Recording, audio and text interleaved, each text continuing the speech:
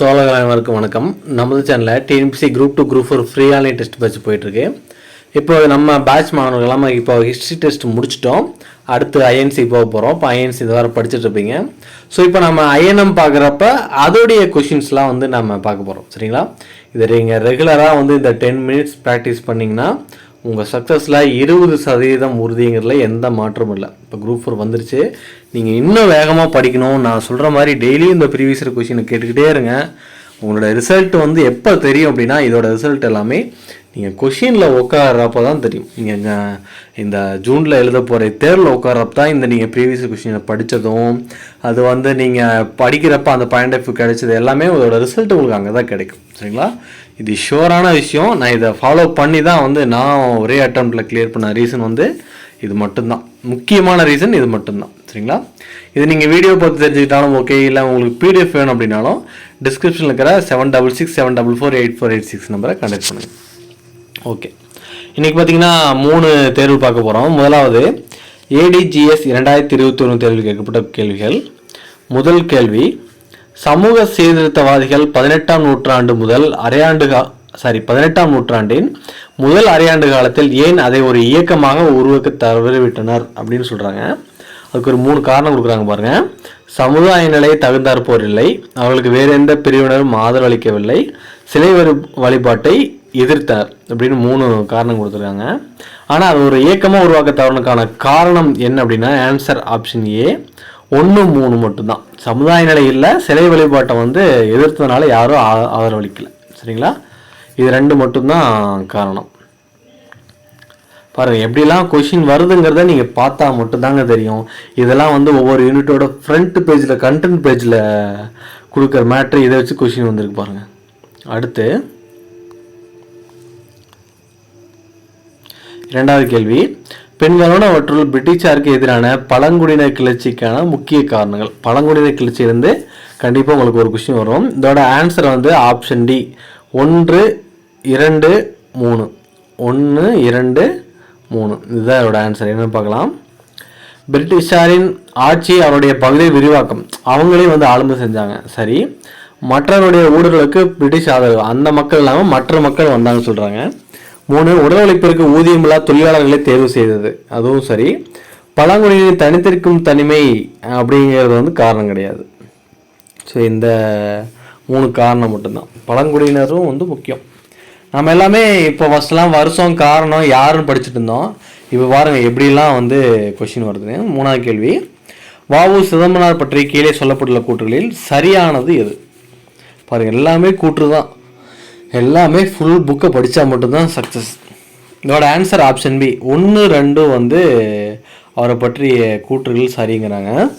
1 என்ன அப்படின்னா, இவர் திலகரின் சீடர், தீவிரவாதிகளுடைய தலைமையின் கீழ் சென்னை மாகாணத்தில் முன்னிலை இருந்தனர். சரி. நேர்மையானவர் மற்றும் தவறான வழக்குகளுக்காக ஒருபோது நீதிமன்றம் வருவதில்லை என்பதும் சரி. பாருங்கள், இது எல்லாமே புக்கில் இருக்கிற பேஜை ஃபுல்லாக படித்தா மட்டும்தான் முடியும். இவர் பிரான்ஸ் மற்றும் இங்கிலாந்திலிருந்து கப்பலை வாங்கினார் என்பது தவறு. அடுத்த கேள்வி, இது எல்லாமே இவர் பற்றின நான் எடுத்திருக்க எக்ஸ்ட்ரா டீட்டெயிலு.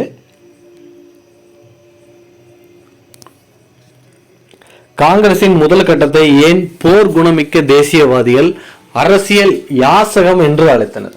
அரசியல் யாசகம்னு ஏன் அழைத்தார்கள் அப்படிங்கிறது கொஷின்.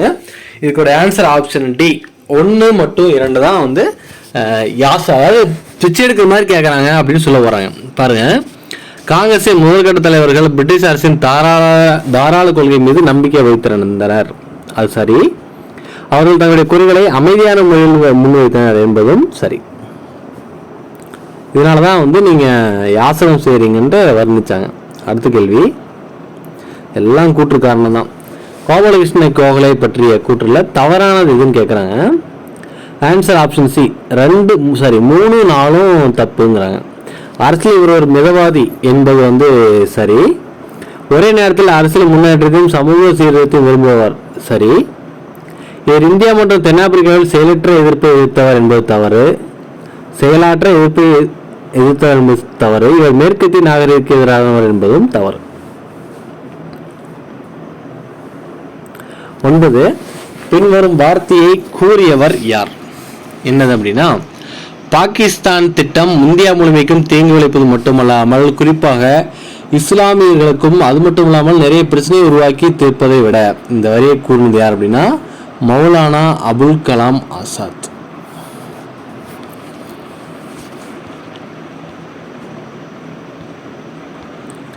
அடுத்தது 7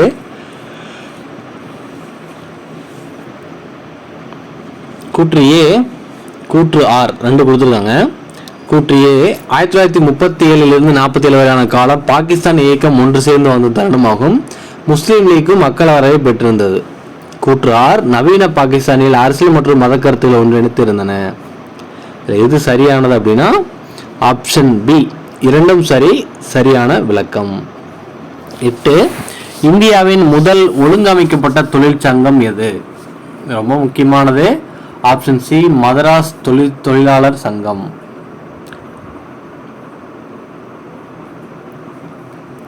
அடுத்த எக்ஸாமு AHGS 2021 தேர்வில் கேட்கப்பட்ட கொஸ்டின்ஸ் பார்க்கலாம். முதல் கேள்வி, ஆங்கிலேயர் காலத்தில் எந்த தமிழ் செய்தித்தாள்கள் அரசியல் கருத்து படங்களை முதலில் வெளியிட்டது? Option see the India. ஆசிரியர் பாரதியார். இரண்டாவது கேள்வி, பகத்சிங்கிற்கு மரண தண்டனை விதிக்கப்பட்டதற்கான காரணம்? இந்த சதி வழக்குகள் சம்பந்தப்பட்ட ஒரு கொஸ்டின் கன்ஃபார்மாக வருங்க. அப்புறம் பார்த்தீங்கன்னா பழங்குடியினர் ஏரியாவில் ஒரு கொஸ்டின் கண்டிப்பாக வரும். இதோட ஆன்சர் ஆப்ஷன் டி லாகூர் சதி வழக்கிற்காக தான் இவருக்கு பகத்சிங் அவர்களுக்கு மரண தண்டனை விதிக்கப்பட்டது. அடுத்து கூற்றுகளை ஆராயவும். 1 காங்கிரசின் பழைய தலைவர்கள் பிரிட்டிஷ் அரசாங்கத்தின் அழிவுகரமான பொருளாதார கொள்கையை அறிந்திருந்தனர்.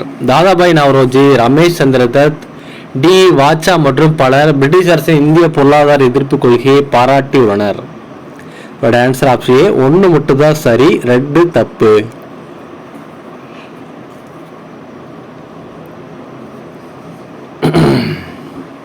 இப்ப பாருங்க,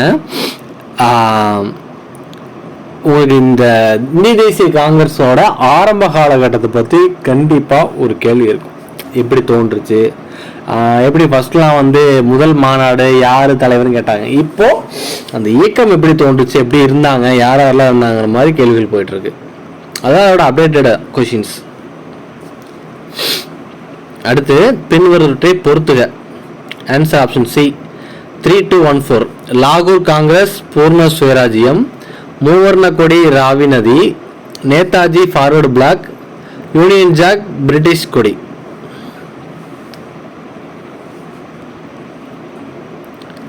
ஐந்தாவது கேள்வி, கீழ்கண்ட எது சுதேசி இயக்கத்தின் விளைவாக இந்திய தகவல் தொடர்பு துறையில் ஏற்படுத்தப்பட்ட தாக்கம்? ஆன்சர் ஆப்ஷன் டி வட்டார வழக்கு செல்வாக்கு பெறுதல். சுதேசி இயக்க காலகட்டத்தில் தான் மக்கள் பாமர மக்களுக்கும் புரியணுக்காக அந்தந்த ஏரியா லாங்குவேஜில் பேசினாங்க. ஸோ அதுதான் முக்கியமானது. அடுத்து GSHA 2021 கேட்கப்பட்ட கொஸ்டின்ஸ் பார்த்துடலாம். முதல் கேள்வி, இந்தியாவின் இரும்பு மனிதர் என அழைக்கப்படுபவர் யார்? சர்தார் வல்லபாய் படேல். இந்த வல்லபாய் படேல், கோபாலகிருஷ்ண கோகலே, பாரதியார், இந்த மாதிரி முக்கியமான தலைகள்லாம் இருப்பாங்க. அவங்களுக்குலாம் ஒரு கொஸ்டின் கன்ஃபார்ம் இந்த ஏரியாக்குள்ள முக்கியமான நபர்களில். 2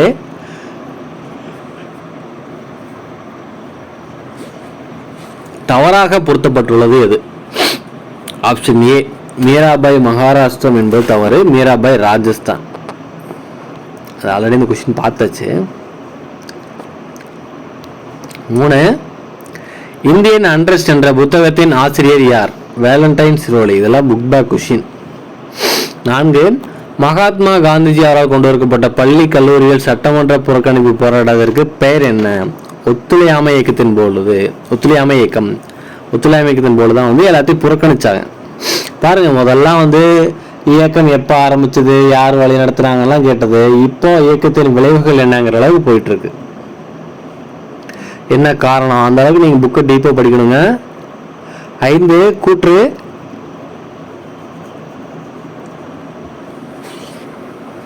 வ.உ. சிதம்பரம் சுதேசி கப்பல் நிறுவனத்தை தொடங்கினார். காரணம், இந்திய கடற்கரையில் ஆங்கிலேயர் முற்றுரிமையை அவர் எதிர்த்தார். ஆன்சர் வந்து ஆப்ஷன் ஏ கூற்று காரணம் சரி, சரியான விளக்கம். பாருங்க, இந்த சுதேசி கப்பல் சுதேசி இயக்கம் சம்பந்தப்பட்ட ஒரு கேள்வி, இதோட நம்ம அடிக்கடி பார்க்குறோம். எல்லாமே எப்படி புரிஞ்சுக்கிறோன்னா ப்ரீவியஸ் கொஸ்டினை பார்த்தா தான் புரியும், அதுக்கு தான் சொல்கிறேன் நான். 6 சுத்தி இயக்கத்தை தொடங்கியவர் யார்? சுவாமி தயானந்த சரஸ்வதிகள். 7 தென்னிந்தியாவில் தன்னாட்சி இயக்கம் யாரால் தொடங்கப்பட்டது? ஆப்ஷன் பி அன்னி பெசன்ட் முத்துலட்சுமி ரெட்டி, இவங்களாம் முக்கியமான நபர்கள். 8 இந்து முஸ்லீம் ஒற்றுமையின் தூதர் என சரோஜினி நாயுடால் அழைக்கப்பட்டவர் முகமது அலி ஜின்னா.